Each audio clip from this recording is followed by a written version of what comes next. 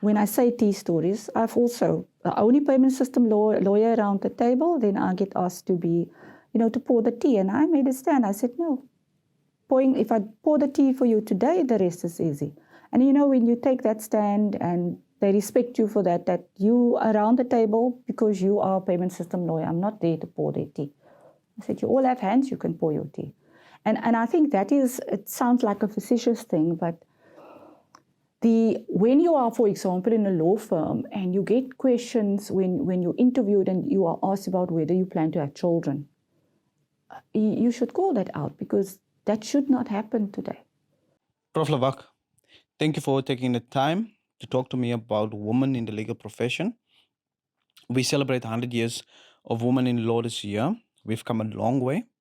And today, I want us to reflect on your journey as a woman in the legal profession. So let's start at the beginning.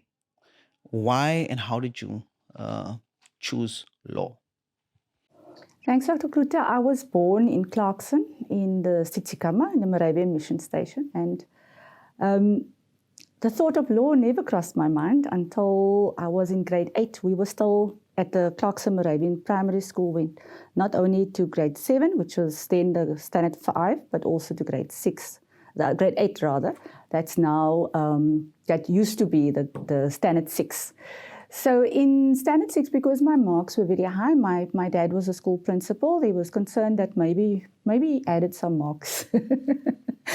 And so the department sent a school inspector, as they were known at the time, Mr. Rist, his name was, to come and interview me. Let's call it an interview, but to test me in a sense. So I was taken out of school for about 3 days, and I didn't know better. I had lovely conversations with Mr. Rist. And at the end of those 3 days of being tested, he said to my father that you must please tell your daughter that she must go and study law. Now, that was something that I did not think about. In Clarkson, there was no lawyer before that. There was no role model that you could look to. Because at the time also, we didn't have a lot of people that went to university. We had a lot of teachers that went to colleges, etc. So it was something that I started thinking about. And every time, back in the day, we had that period where you have to say also every year what it is that you're going to become. I think they used to call it voorligting. I don't know, I was in Afrikaans school, so I don't know what it was called in English. And I would write 2 things always. Number 1, I want to be a lawyer in the broader sense of the word.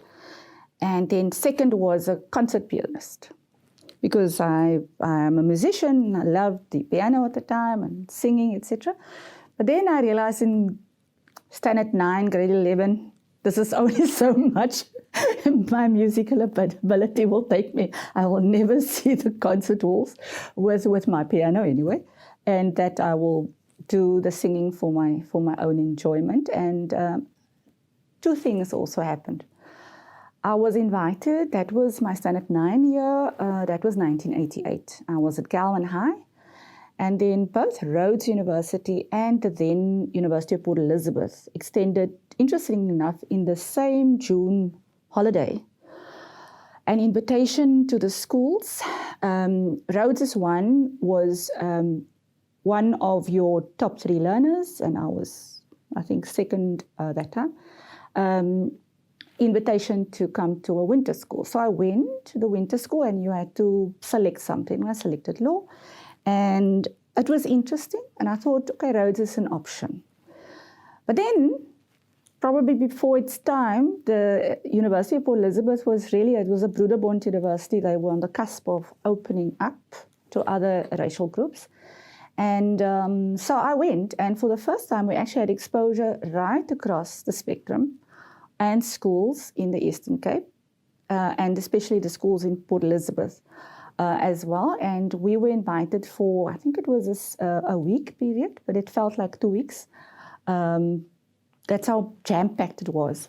And we were invited to come and stay on the res, which was a first experience. Never had any exposure to any other racial ethnic groups, also across language. Then we were also there to do all sorts of things. I chose law, or humanities. They said you must choose humanities. And in a strange way, we had to also be exposed to doing some research. So lo and behold, my research, I was in teamed with, I think her name was Amanda Kemp from Humansdorp,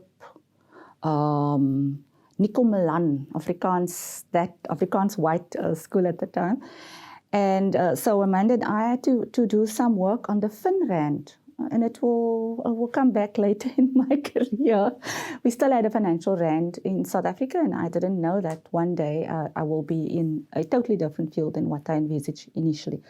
But the second thing they did, which was really great, was Professor Marius Swart. I think he was Dr. Marius Swart. I'll never forget him. He came and because I chose humanities and I said law, he did some work with our group on the golden rules of examination and cross-examination. So at that stage, your only exposure that you will have would be what you read through papers, criminal law, and so on. So it's always something that they can make nice and sexy if you want to recruit law students. And I was fascinated. Up to this day, I still remember him teaching that, how we practiced it, how we had to do role plays, etc., etc. And then he took us to court as well. And we actually had a court visit, and we witnessed a part of a criminal proceeding. And I came back to my parents and I said, I want to go to this university. Now, I didn't realize that university was only going to open officially at that time.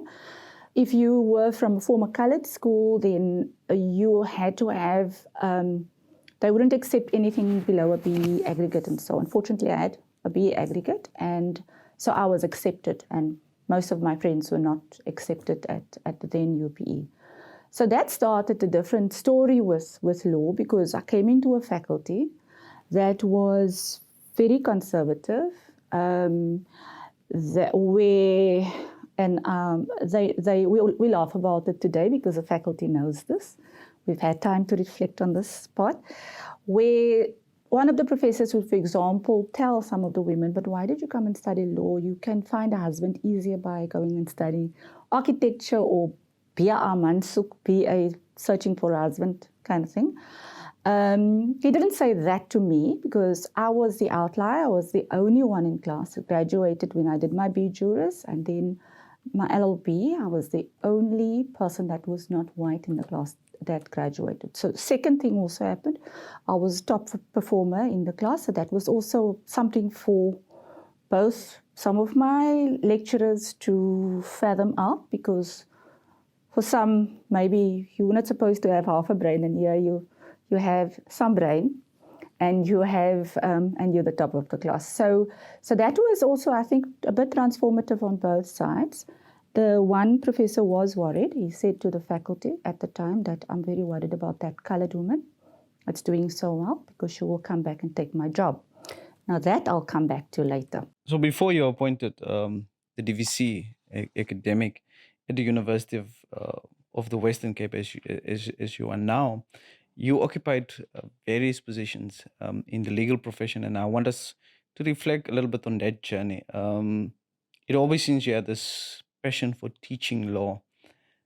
So, for example, you started lecturing in 1995. Please tell us more about your passion as an educator, especially in law. Thank you. I come from a teaching family. Both my parents were teachers, and my great aunt, Victoria Lawack, she was the longest serving sub-A or grade 1 teacher at Clarkson, and had quite a profound impact on my life. And so I was discovered by one of my former lecturers, and he is now the late Professor Franz Marx, and I want to pay homage to him.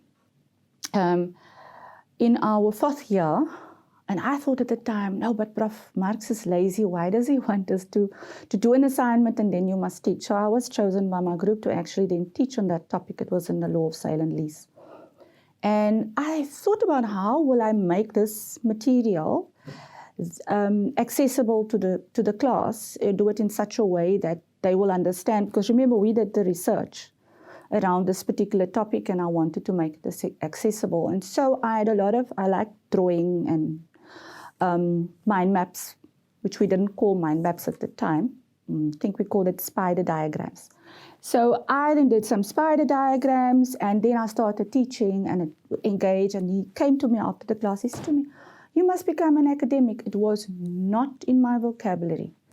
I was going to hopefully do a master's after LLB, somewhere overseas. At the time, I thought of environmental law, but being an academic was not in the radar. So I started thinking about that, and then I got the opportunity after LLB to start at Vista University as what they called a lecturer A, which is now, you had A and B, in the Department of Mercantile Law. So two crucial things happened that year. One, University of Port Elizabeth then asked me, one of our colleagues, one of my former lecturers, he resigned, he left, and he joined corporate, and there was a contract vacancy. So I then taught at both Vista in mercantile law, almost everything, and I'll come back to that now because we were a small team. And then, interestingly enough, I taught the law of negotiable instruments, which I really loved, at UPE that year in 1995.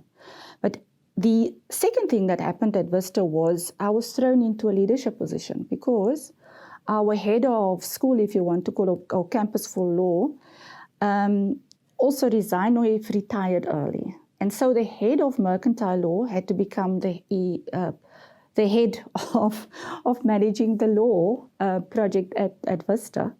And lo and behold, in my first year, at March, I became the head of department of mercantile law. And it was very interesting because I was teaching so broadly, and so I really got a very good idea as to if I'm going to be an academic. That's the only year I took out and not studied because I really wanted to see what is it that I want to do if I'm going to do an LLM. So the post for a permanent position came up. Remember, I was in the contract position, so that post came up, and I applied for that, and then I became the first person that was appointed permanently in the faculty. That was not white. Here's this black woman coming and joining, but they thought, she's one of us because she studied here.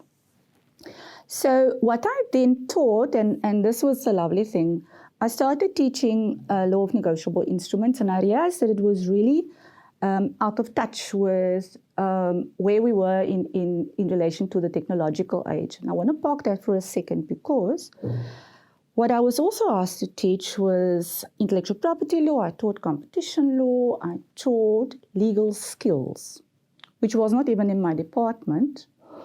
So intellectual property then covered from copyright, but also even trademark law, and I also taught advertising law. So as you can see, I almost taught everything. And I taught commercial law to the BCom students, then they changed it, and I did company law to BCom students and also advanced company law. So in a range of mercantile law, because I was given so many modules to teach, I was actually given, in hindsight, I didn't feel like that at the moment, that time. In hindsight, they actually gave me the opportunity to see what I really like. And even though I asked the dean, so why are you giving me legal skills? That's sitting in private law. He says, no, you must teach legal skills. And I'm very grateful that he gave me legal skills because that really showed me that I like to combine my substantive law with the practical part.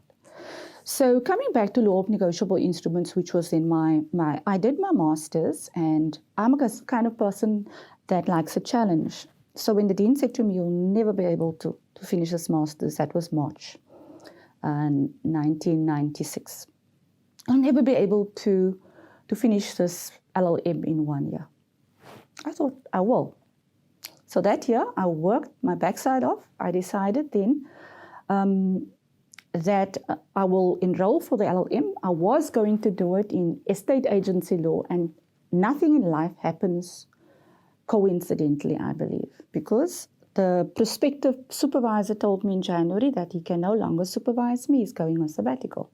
So I was quite taken aback. He gave me a stack of law reports. He said, read through the law reports and see if there's something that grabs you. Lo and behold, I got Navidas versus Aesop, which dealt with electronic presentment of checks. Now, I used to teach checks in the law of negotiable instruments, so checks and bills of exchange, etc. And I thought, okay, this is something, because at the time, the banks were actually sitting around the table and physically exchange and the clearing and then later the settlement in the Reserve Bank.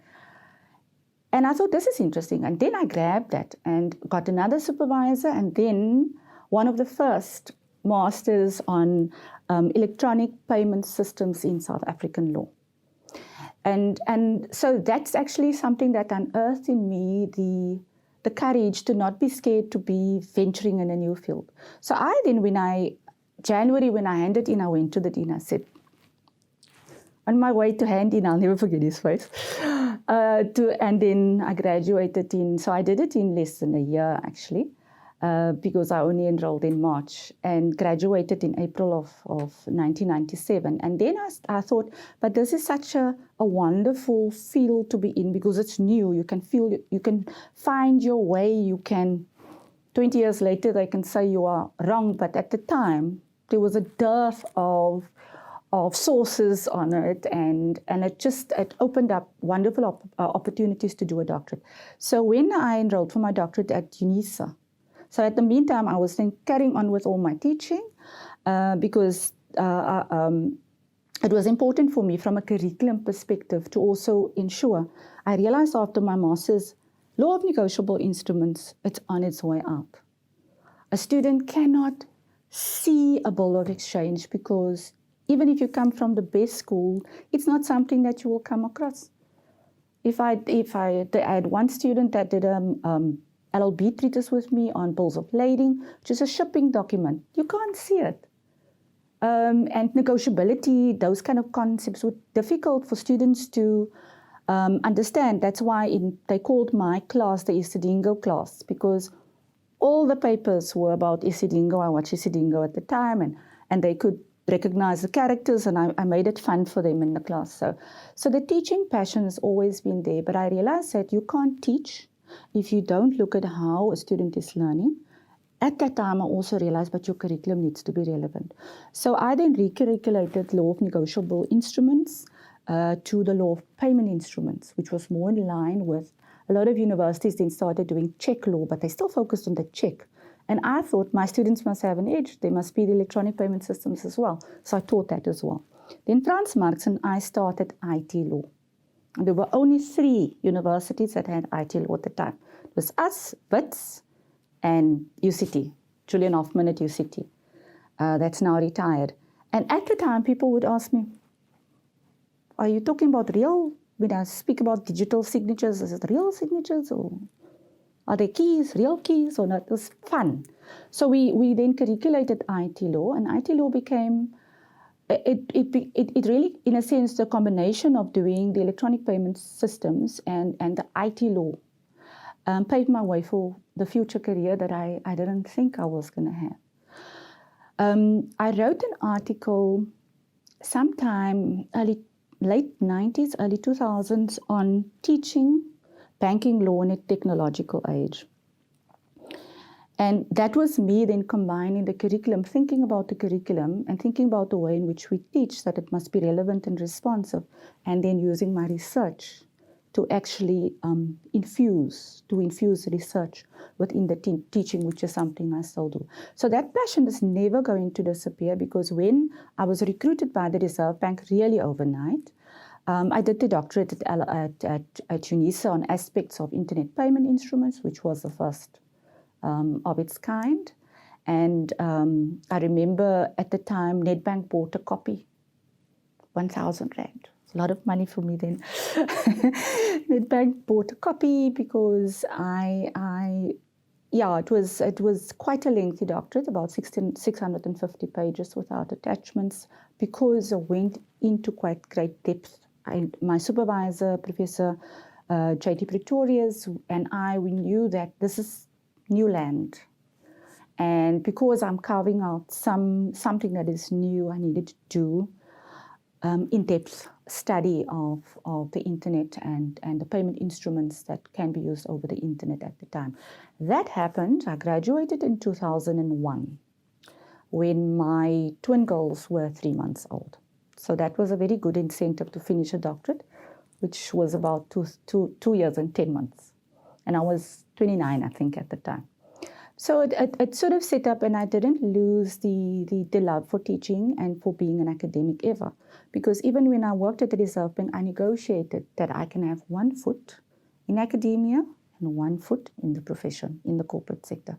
And that I managed to do right through my career, even up to today at UWC. You then joined the South African Reserve Bank. Tell us a little bit more about this and why you changed careers at that stage. Just it almost seems like this is now a new road.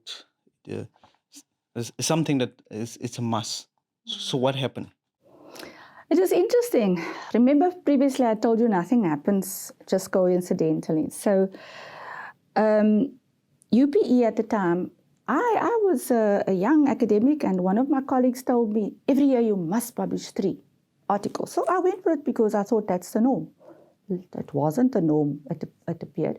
So I was publishing, I was teaching, engaging, because I did a lot of community work even back then.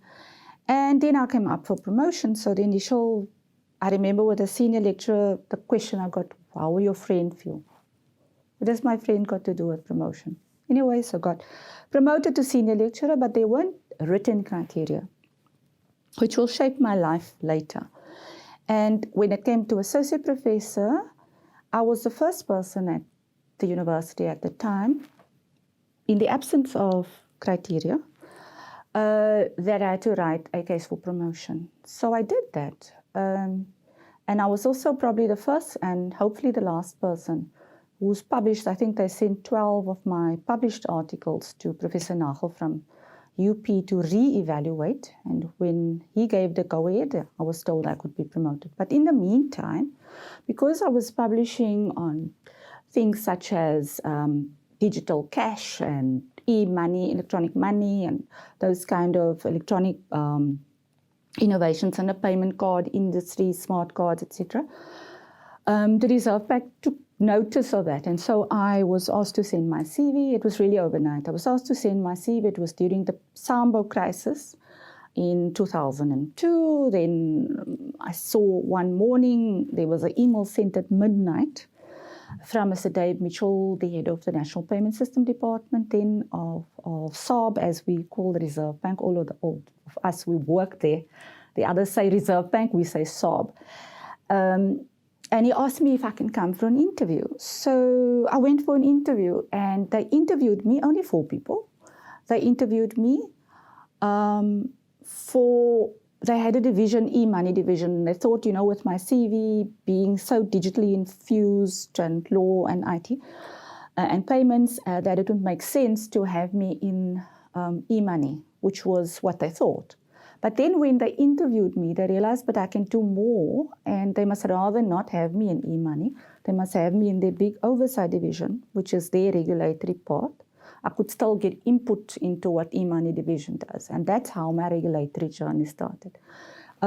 So then when the dean came back to say that we're now promoting you to AP, I decided, no, I'm not accepting the promotion, and it will just cause resentment if I get promoted and I know that I'm leaving. And I always thought, the doctorate was for myself, but there's part of me that wants to know, how can I apply this?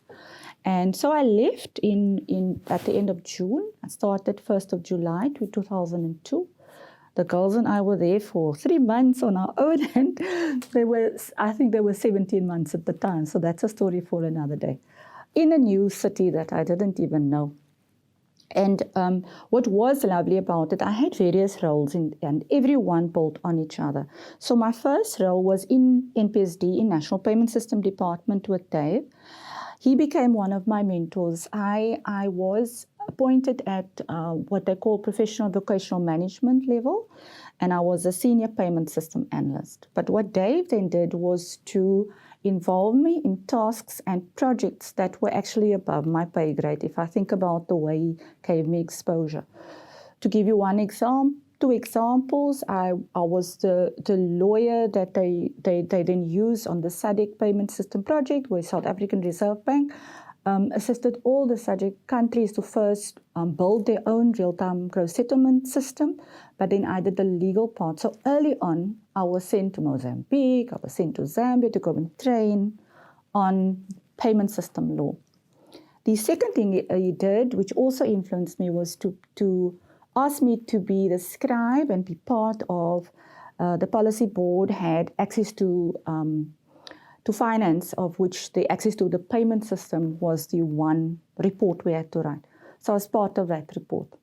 And what was great, because it influenced then my thinking about not just the system of how the payment system operates and the regulation thereof, the oversight thereof, but it influenced me in thinking, how accessible is this?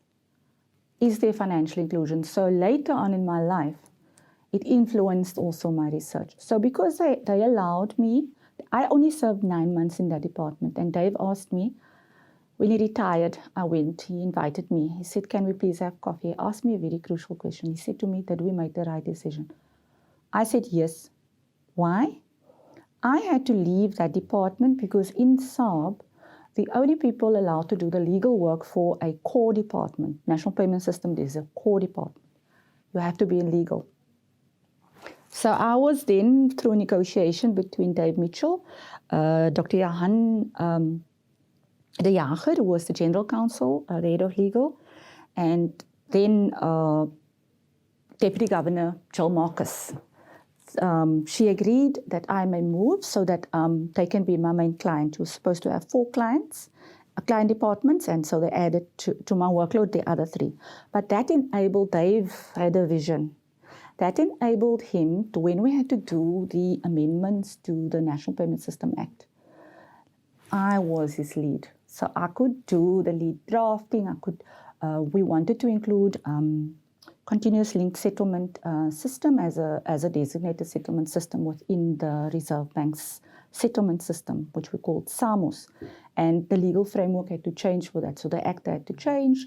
A lot of agreements had to be negotiated. So I was very privileged to be the lawyer that took it from negotiation through all the phases. I even wrote the former Minister Trevor Manuel was then the finance minister. He doesn't know that I was the person who wrote his cabinet memo for him to introduce that to cabinet, the amendments to the act. I wrote his speech for him, and I was quite pleased when he read it verbatim at the National Assembly, dealing with the state law advisors, and right through the process, including the joint sitting of the National, the NCOP, as well as the Parliamentary Portfolio Committee on Finance, presenting the amendment poll, and answering the questions from parliamentarians, right up to when the president at the time signed the bill into law. So those were the kinds of things that I could do because I was in legal. And then, of course, now we have Zoom, but then we still had the telecom. And you had to use a telephone to phone. I remember my counterparties were in New York and in London, and we had to choose a time that would be suitable so that I could do the contract negotiations with them over the phone and then via email. And that's how we've done all the contract work across the different jurisdictions at the time. Now it's almost unfathomable that we didn't do Zoom and things such as Teams, Microsoft Teams. I then moved from the monetary and financial law division into financial safety net in a leadership role.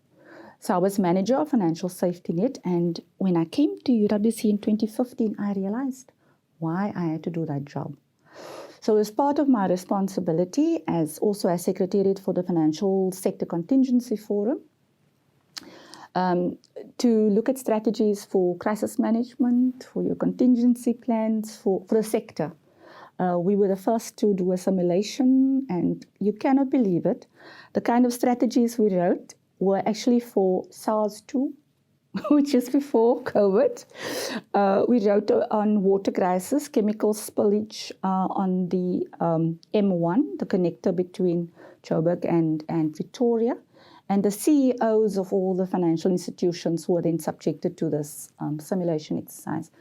We then also did the communication. How do you communicate during a crisis? And why I'm telling you this is that you can see why it stood me in. I knew about escalations. I knew about risk management because SARB sent me to Cambridge to do a central banking, what do they call it?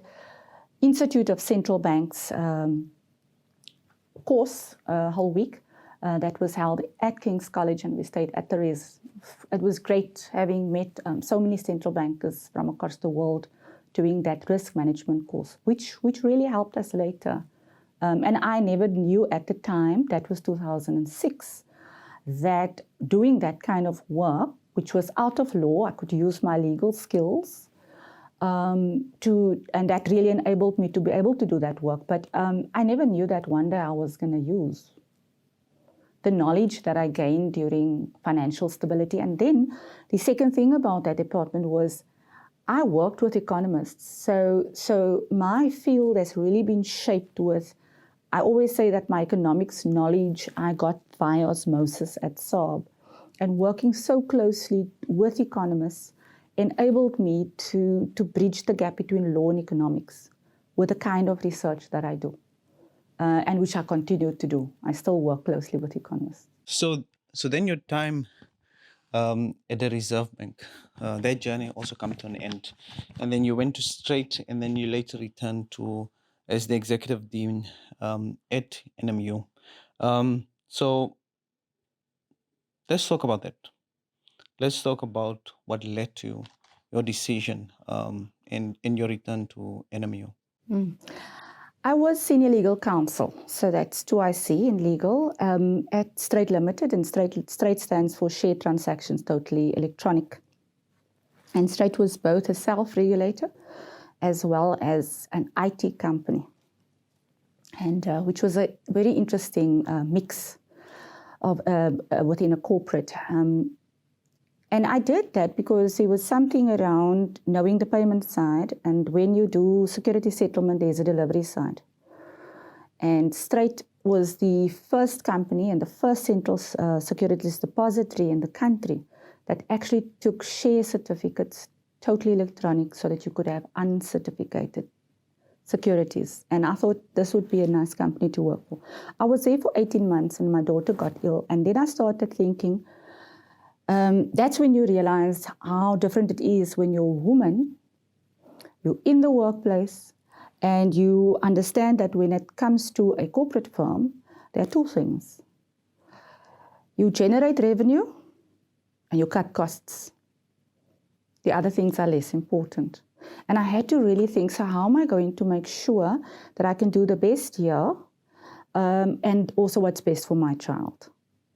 So I started applying for other roles to be closer to home, initially in Pretoria, but then I was asked by former colleagues that then it was called NMMU, Nelson Mandela Metropolitan University, and I thought back of what I said when I was asked, so what do you want, what can we offer you when I resigned at UPE at the time?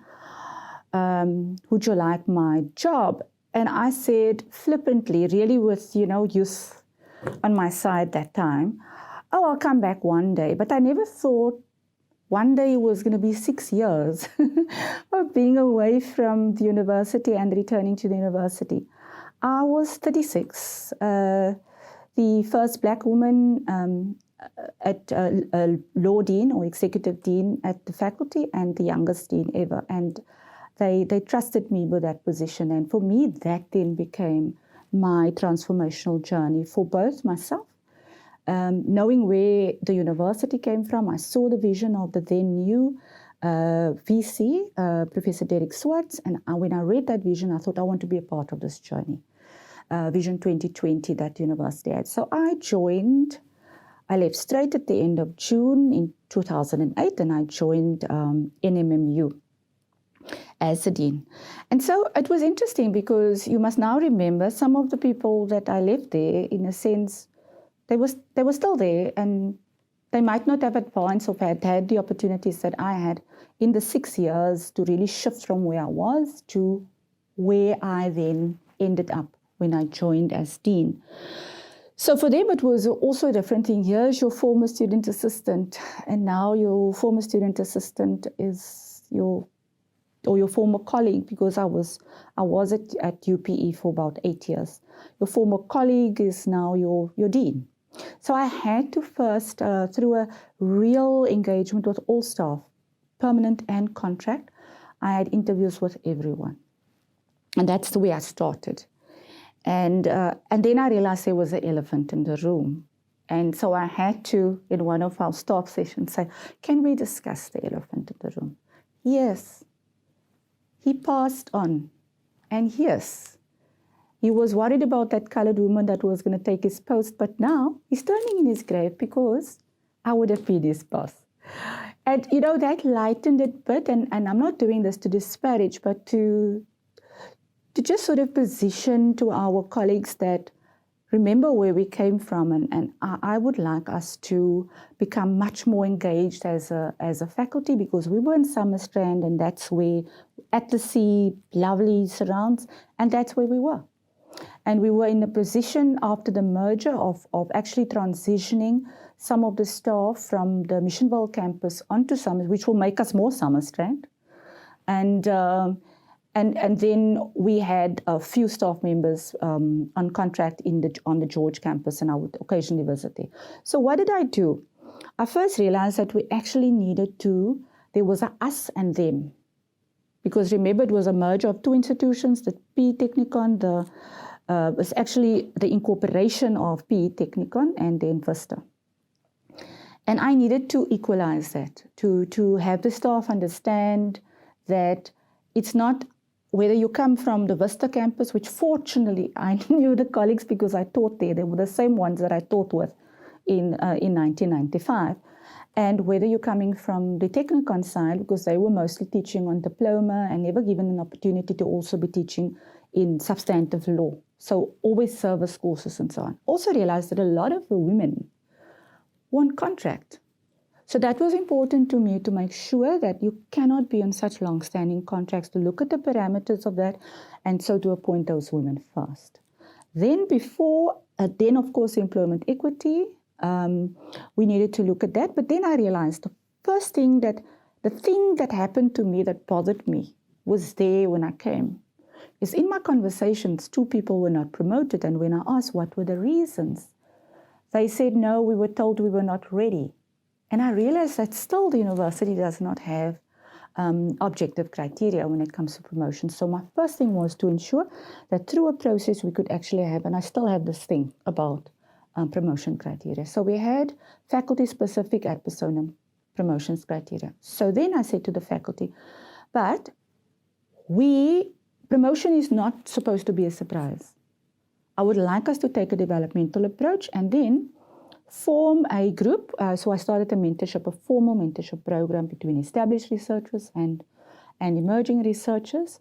I started a staff doctoral program focusing on women, and I'm very, very pleased that the last of my women colleagues came through with a doctorate now. And every time when one of them got their doctorates, because I pushed that you can do a PhD, do your LLD, and every time when they graduated, they would come back and say, thank you so much for supporting and for pushing me in a sense. So what I also thought was, we were almost, parochial is not the right word, but let's say provincial, or in the city, not thinking outward.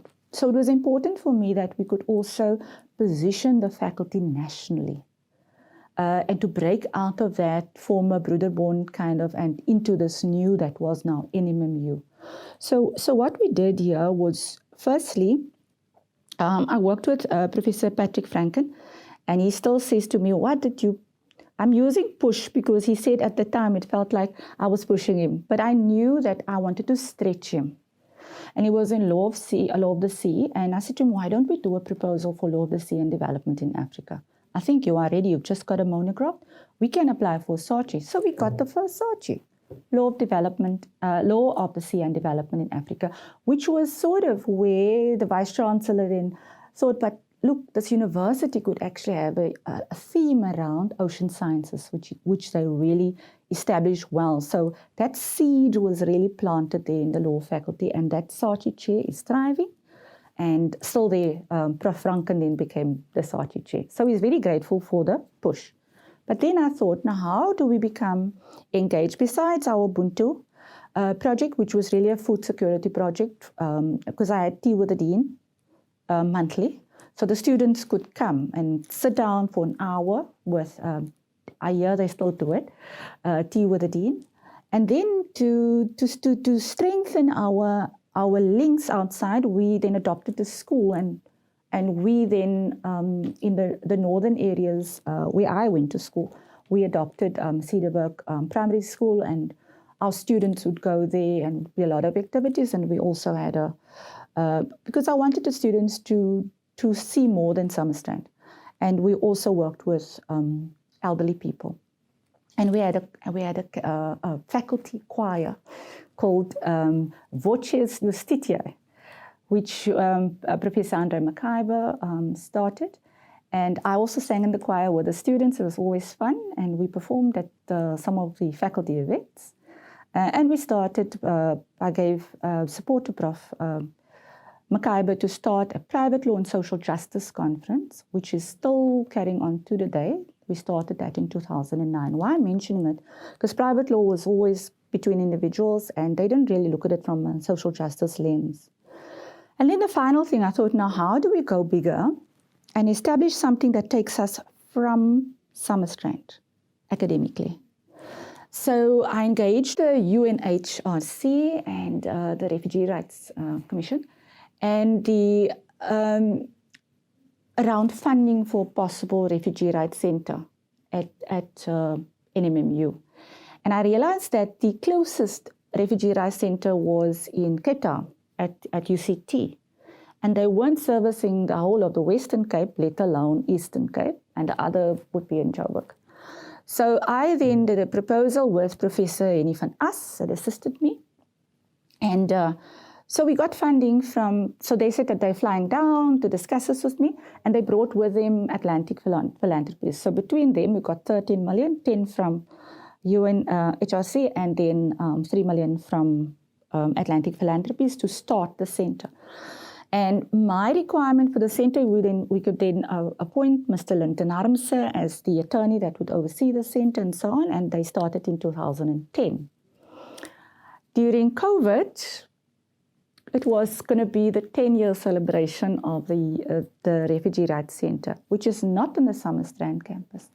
It is in town, in Central, P Central, across close to the court, because I said to the center, we can't just provide a legal service. We need to team up with a NPO that can do the other kinds of assistance to refugees. So it will be your asylum seekers that will need other kind of social assistance. So we did that, and then we also, the team expanded, and we have, and it was linked to refugee rights as a LLB subject. So the students could come from Summerstrand and also work in the Refugee Rights Center as another site for them to have practical legal experience. So what I also asked was training for magistrates and training for home affairs, and that we enter then also some court cases as amicus curiae, or friend of the court, and they've won quite a few cases that way. So what the Refugee Rights Center does, even then, they're servicing the whole of the Eastern Cape, into the Western Cape up to Oudtshoorn. I'm extremely proud of the work that Linton and the attorneys and the students are doing, and hopefully we can celebrate the 15 years, because the 10 years have come and gone, and they will be 15 years in 2025, God willing. So, but that was to position them broader out of the city. And then finally I became another thing where I was thrown in the deep end. Remember, I started as a dean mid-year 2008, and then I was elected as the new president of South African Law Deans Association, when I hardly had 1 year experience as a dean, and they kept on re-electing me, and I ended up doing that for 6 years. And it came at a very crucial time in the history of legal education, when the organized legal profession was up in arms around the quality of the law graduates that universities were producing lots of newspaper articles about law students can't read, write, and count. And I then became the person interacting with the profession, and we came up with a plan that we were going to do a national summit on the LLB in crisis.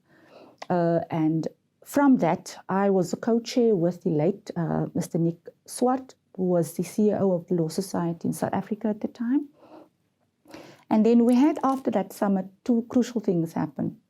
I was on the national LLB task team, and then CHE decided that this might pave the way for a review of the LLB, but then first we needed to draft the standards. So we drafted the standards. You have no idea how many times I flew around this country. I presented at the road shows so that all the law faculties could know before and after the standards have been adopted by CHE.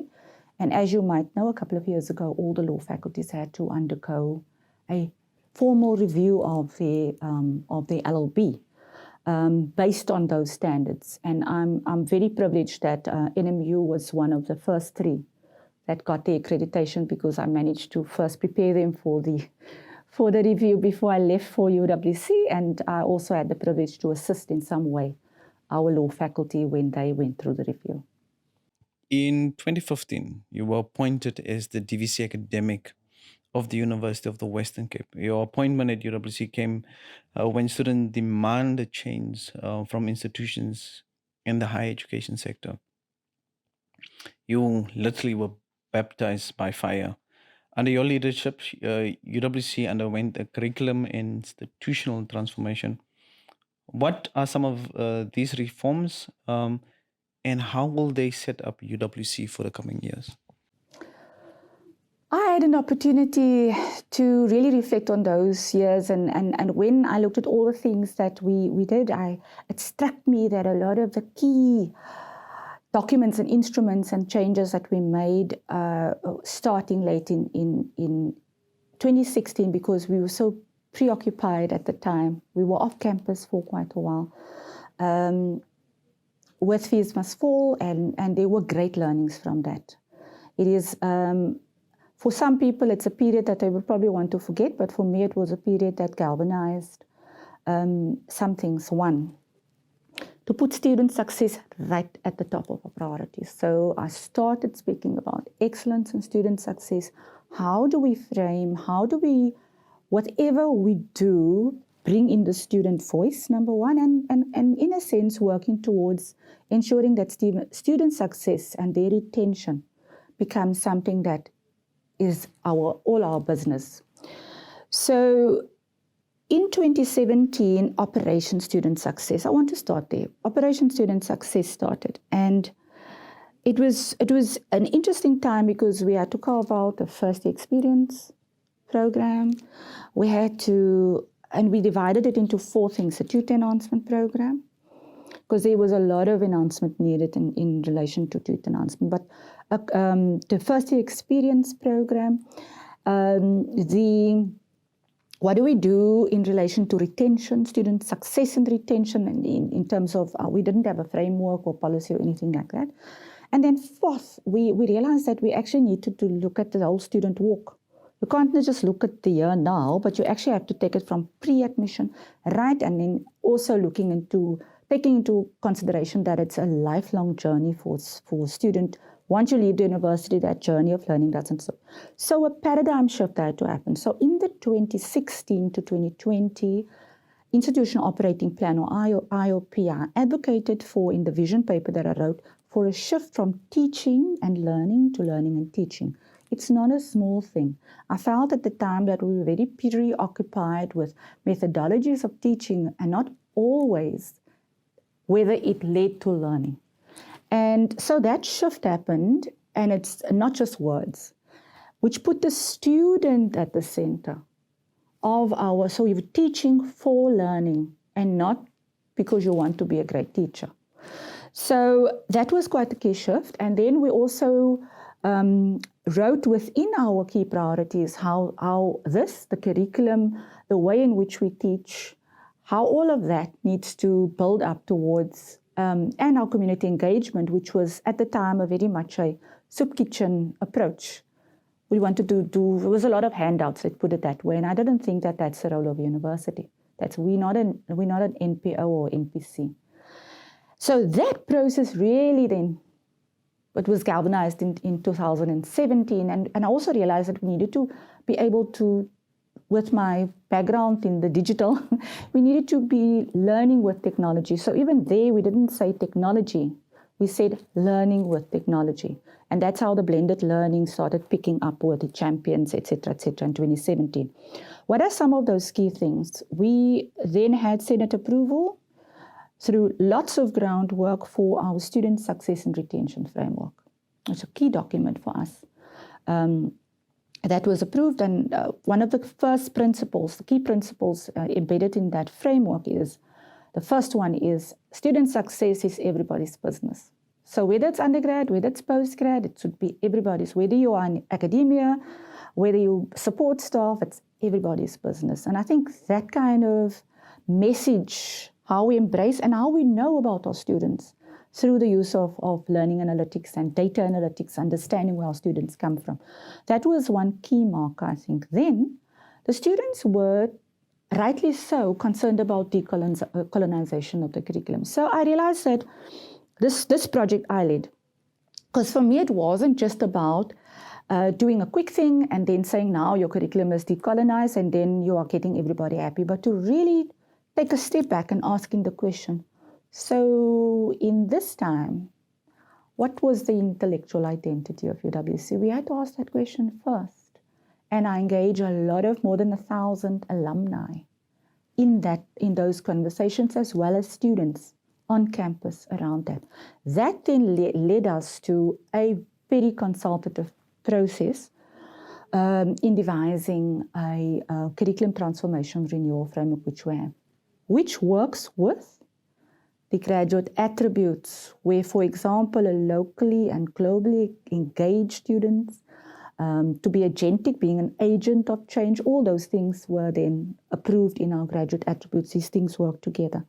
So when that was approved and we started implementing it in different ways I started Academic Week at UWC. So every year in Academic Week, we focus on student success from the perspective of student support, the curriculum, all through, even to the creative. And I think that became quite an important thing. But I also realized that staff, we can do the best things around students, but it's going to be your staff, whether it's academic and your support staff, that will actually enable these strategies to work. So what we've then done was I started the guidelines at Personam. We're coming back to promotions being a key part of recognition. So we did two things around promotion. Firstly, after having experienced the first round, I thought never again. It was like there was blood on the floor. You cannot send people into promotion so unprepared. And remember, I always had the notion that a promotion needs to be planned and you need to prepare for promotion. So in 2017, we started with a nurturing at persona promotion process, which early on in the process involves my office. It involves the deans, deputy deans, conversations happening with the candidate to give an intention.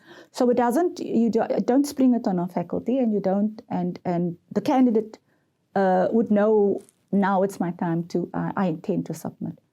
So that process has really yielded fruit. I can see in who gets promoted, and especially for me, so wonderful from the SL to the AP and AP to P level. I'm very proud of that process. But what we also did was, I didn't want, even with a good process, a person coming to me and say, why, if I ask why were you not promoted, then the answer would be, you're not ready.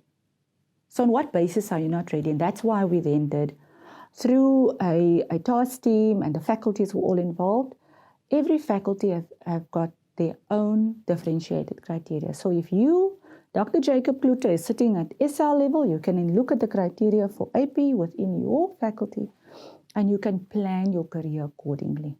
And it also gives agency to the academic to plan when they think they would be ready, and then with support from the faculty. So that's been a great success. And then I thought, how does one then acknowledge? I was surprised when I came here when there were no institutional awards. So I started the institutional awards, the Academic Achievers Awards for both students, so they are learning awards. So best initial year, best final year, etc., and goes up to postgrad. Initially, we also had the research awards in FUSE, and later that became a separate function.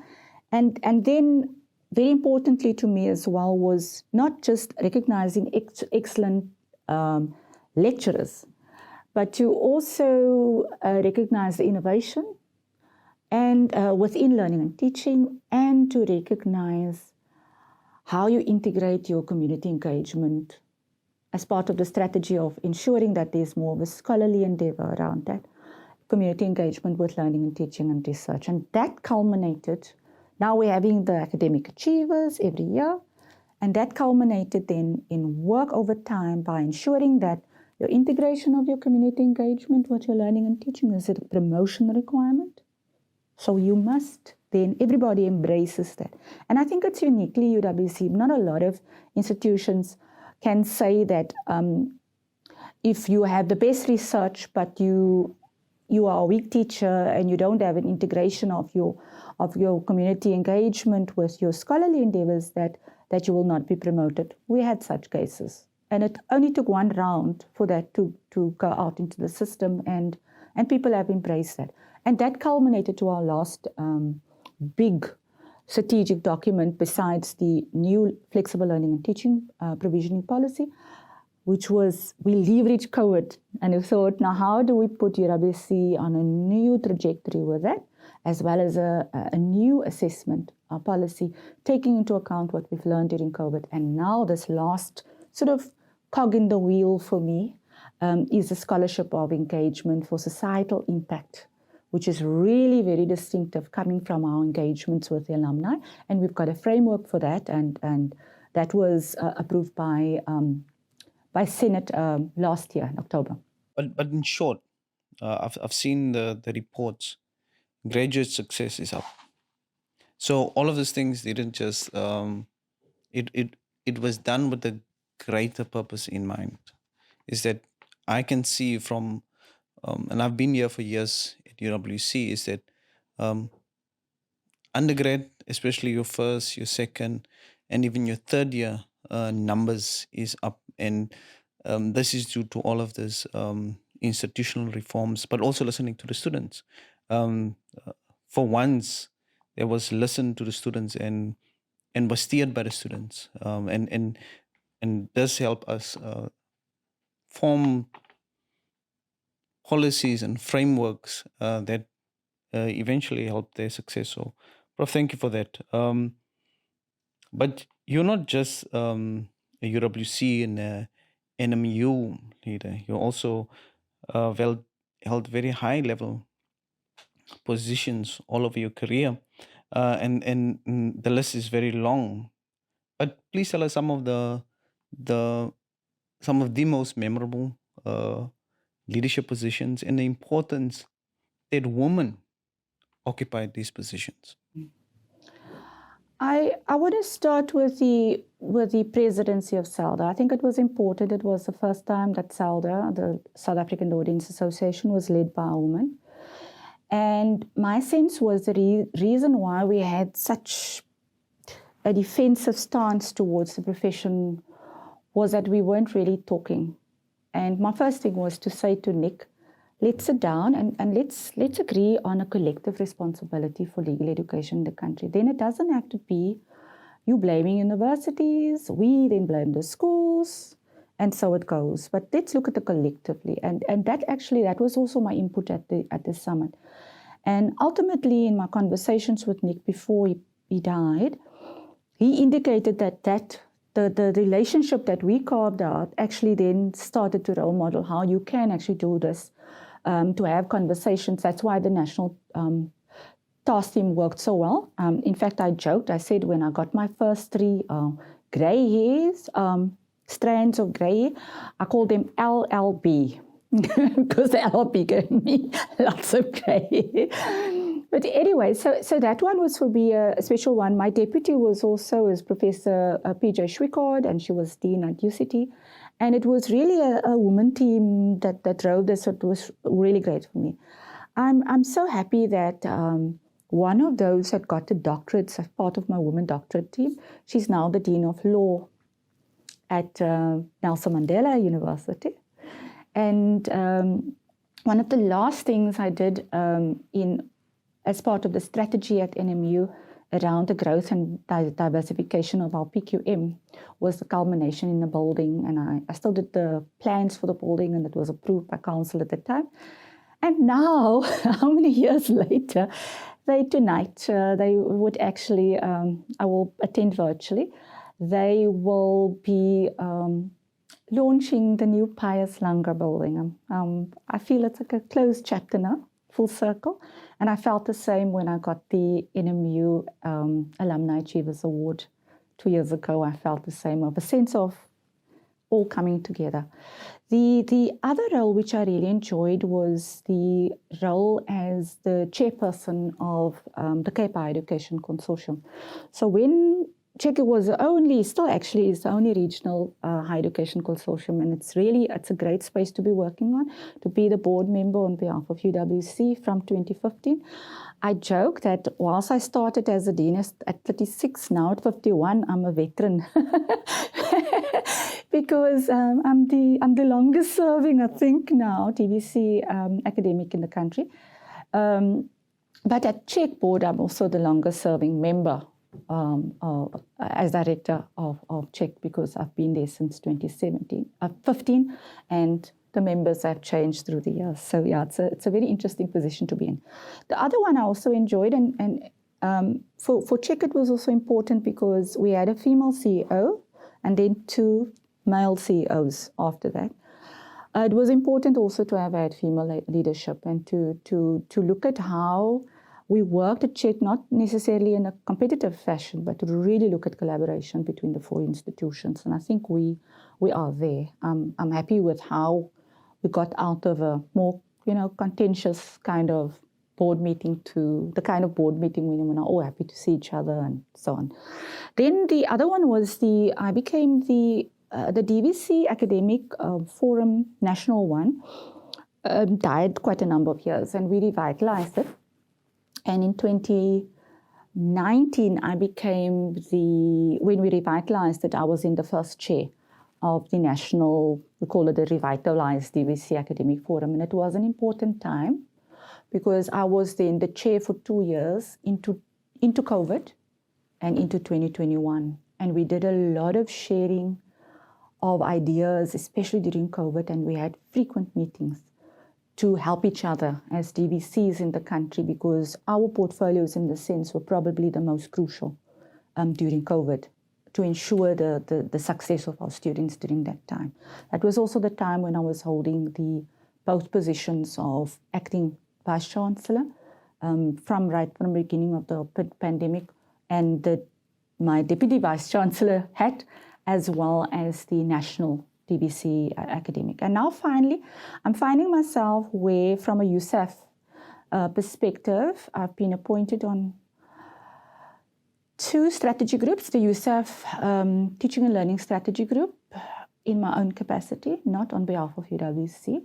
And that is a lovely part where I'm now 8 years, 3 months into being DVC academic to give back from a learning and teaching perspective. Then I'm also as a recognized leader within higher education nationally, been recently appointed as a member of the newly formed USAF Leadership and Management Strategy Group. And here already now we're starting to work. I'm going to be training on a program for deans so that we can look at the leadership for deans, and then also Global Deans Institute next year. And then the other one is an interesting one, is USAF SAICA Steering Committee. Because there's been so many scandals and ethical issues in the accounting profession, so I sit there also in my personal capacity. And we're looking at ways in which the envisaged CA 2025 curriculum can be enabled through some national research that steering committee wants to drive. And then finally, I think I will always be a lawyer, and I've managed to keep my one foot still with the Reserve Bank. I do now 2 big projects that I'm doing for them, and I've recently been appointed on the Center for Financial Regulation and Inclusion board. And so this last role of mine, initially I was on SAJE, which is the South African Judicial Education Institute Council, as a member on behalf of SELDA as president. And then I moved into this new role, and there was a break. And then now I'm appointed by the Minister of Justice and Correctional Services in my personal capacity to be a board member on SAJE again, which is nice, because now I'm also on the budget.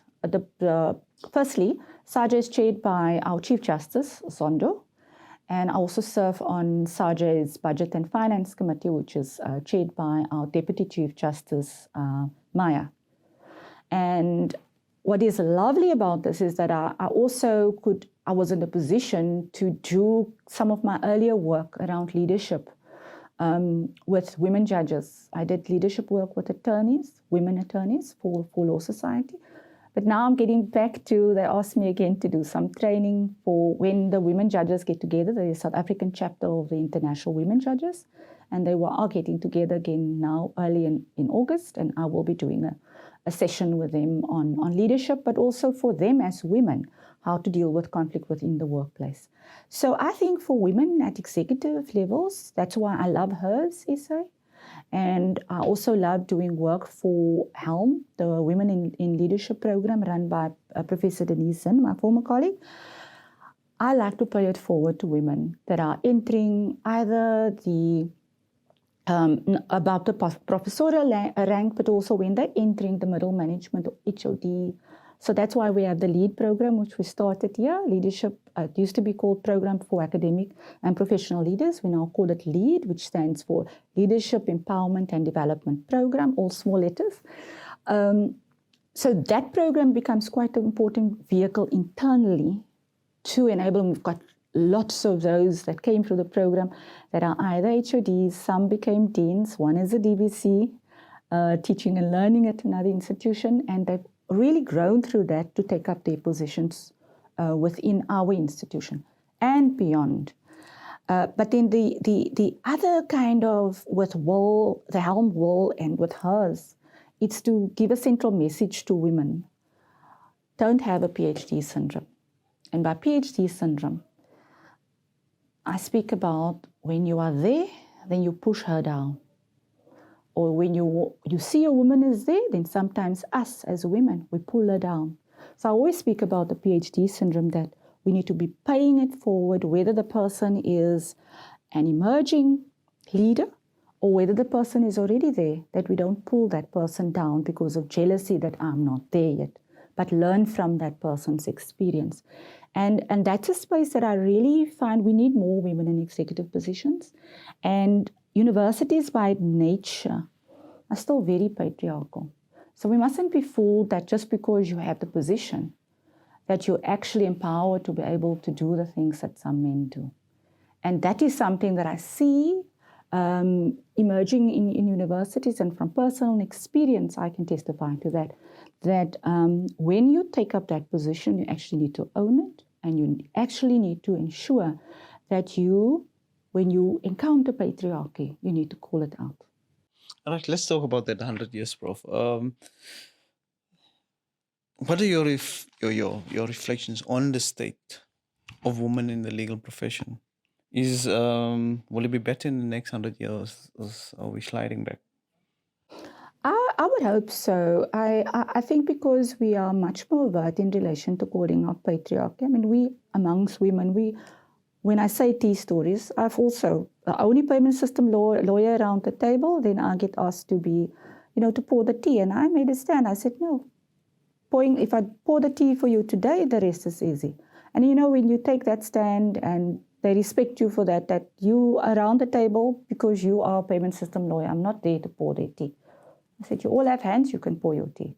And I think that is, it sounds like a facetious thing, but when you are, for example, in a law firm and you get questions when you're interviewed and you are asked about whether you plan to have children, you should call that out, because that should not happen today.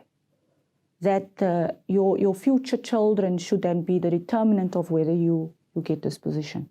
And there are still firms that they don't do it overtly anymore, but it's still subtle. And I think we still have a while to go. 100 years seem like a long time, but it's actually short in the broader scheme of things, of how we've been socialized.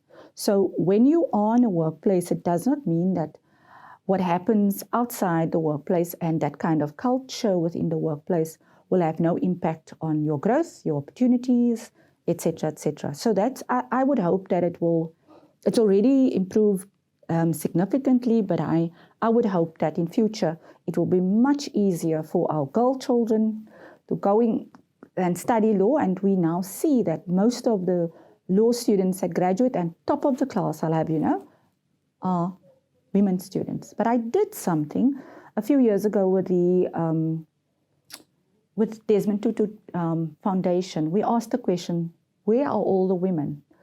Because then we trace that much as we graduate so many women, if you look at which positions women find themselves, that oftentimes because of families, then maybe a firm such as, or a kind of part of the profession, such as an attorney's firm, might not be the most conducive. Then something like I was as a legal counsel becomes a much more attractive option, or being an academic might be a more attractive option. And I still have this thing that for me, it is the blending of those two worlds that make my job a very exciting job. Let's talk about next year. We celebrate 30 years next year of our democracy. As a woman in South Africa, what are your reflections on our state of democracy? Will we last another 30 years? I think, and this is maybe a role where I think UWC needs to step up. I think in apartheid times, we were bold, we were critical, we were there. I mean, the constitution was drafted here. The education policy, etc., that was so crucial. All those things happened here at UWC. It's almost like we became silent. And I'm using UWC because we're not the only one. I'm not accusing UWC of silence. I'm saying is that we got so used to this democracy that we are less questioning, less critical. If you look at the state of our economy and poverty levels, the joblessness, the unemployment rate, for example, and very importantly now, the energy crisis. Where have you ever seen such an accepting nation like South Africa? If you see, oh, it's slow, it's stage 3, oh, we're so happy. Oh, it's stage 6, oh, here we go again. And that critical engagement for me is something that I really think there's something missing in our society. And I'm hoping for the next 30 years that level of civic engagement as well, because then we had, and it's almost like we handed over to government, to other role players, and we became silent. So I think that's a conversation that I would like to have at UWC around our silence and how for the next 30 years, as we're going from 30 into the next 30 years, what kind of role do we play at UWC, taking back that hardigheid, that chutzpah, as the Jewish would say, and that bravery that others had, and make that contribution in the democracy that ended up not quite the way we envisaged it. Because we have the political freedoms, but we all know that the economic freedoms are not there. And then the other kind of human elements, from a social and a ecological perspective, I do think there's a lot of work for us to do in the country at large, and especially as a university as well. All right. Prof, you still teach, you've authored several books, you produced a documentary film. What inspired you to do all of this, the books and the film? I come from a family Lawack family, we always, even when we go to exam, my father used to use two words. It makes no sense outside of the family. En dink. And think. So it was about using your talents that you got, your God-given talents, and to work with your talents. But the main mantra was always to give of your best. Someone else is better than you, then don't begrudge that person, but you, as long as you've given of your best. I think the fact that I am also, besides highly analytical, creative, the creative side of me really feeds into that is the part that gives the energy and the passion and so on. And being part of a family setup that understands, my children understand that because they also creative in their own way. So they understand that when I work long hours at UWC, it's not because I love them less, but it's because I'm giving of my best. And I do the same for them, that when I'm a mother, I'm fully a mother. That job never ends, by the way, so it doesn't matter how old they are, as you know. So, and I think that is what inspires me. What inspires me is also when I was asked, should I not pursue the bench? Because there were a lot of women at the time that wanted me to, become a judge, and because there's still less women. Much as the judiciary has transformed, there's still less women being judges. And then Nick Swart, that I worked with on the LLB project, he looked at me, he said to me, "No, man, I've watched you during this. You're supposed to have a big endeavor that you run with people, because you are going to be bored doing you'll do it well, but you are going to be bored when you are not going to be working with people and communities. I've watched you." And he was right. It was the best advice I could have been given. And that's why I decided to stay in academia, to further the leadership, because that was my contribution to the youth and to women and to all of our staff and students. And that's what gives me energy, to see people change for the better, to see people become their best. There's no price I can give you that takes that kind of satisfaction when you see. And that maybe lasts. So I've got a whole group of 14 PhD students who graduated now. We've still got 12 in the FinTech Law and Regulation group. And for me, I created a FinTech Law family. And for me to see the students grow, to have exposed them to becoming published now in our new book, I can see that how they help each other and how they learn from each other, not just from me. And that teaching moment that I have with my students as well and learning from them, that is what gives me satisfaction. Prof, one more question. You're a mother, a daughter, and a mother of daughters, but you're also a daughter. You and a leader of an internationally renowned institution. Looking back on your career, that is dominated by men, and it's the most tiring thing to still say that out loud, that institutions is dominated by men. What message do you have for young women who want to enter the legal profession and who might want to consider to follow in your footsteps?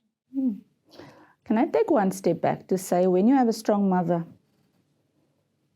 it makes a huge difference, because my mom is strong and a very determined person. So I probably got the determination from her, and organizational abilities as well. And then having had a matriarch in the family and not a patriarch. So my nana played a crucial role in, already from a tiny age, spreading the word and making me understand that as a woman you can do anything that you set your mind on, and through reading, and it started for me with reading. So for any young woman that is thinking of a career in law, if you're not going to like reading, then law is maybe not for you, because you are probably going to be reading for the rest of your life. And it's something that I think one needs to know up front. You are going to, here and there, have prejudice. So I experienced it. You negotiate a contract, the person comes in, see it's a young woman, and then he comes in with an attitude. So I learned how to deal with that. So those negotiations, the softer skills. And then to lead differently than men. I've seen too many women that when they get into leadership positions, they become like men. They try to emulate the same kind of behaviors. And I actually think as women, we've got the other side of what makes us women, your nurturing side, the instinct. I've used it. And to embrace that part and not to become the kind of leader that is doing exactly what a man is doing. And I think that I found in my career as quite disarming, because sometimes they don't know what to do with you when you're coming at the solution from a different angle. And then also, I've always believed in equality. I can work well with men as long as we all realize that we are equal. And where I see that there's inequality, I speak up around that level of inequality. And then just to embrace being a woman in a exciting, law is so exciting. You get law impacts on everything in society. And that's what I told my kids as well. I said, law has become such a good base degree that enables you to do anything you want to do in the world, falling back on that law degree of yours. So use that law degree, and like my former lecturer said, go out and make art of the law. Prof, thank you very much. And this brings us to the end of another episode on this exciting series. Prof, thank you very much.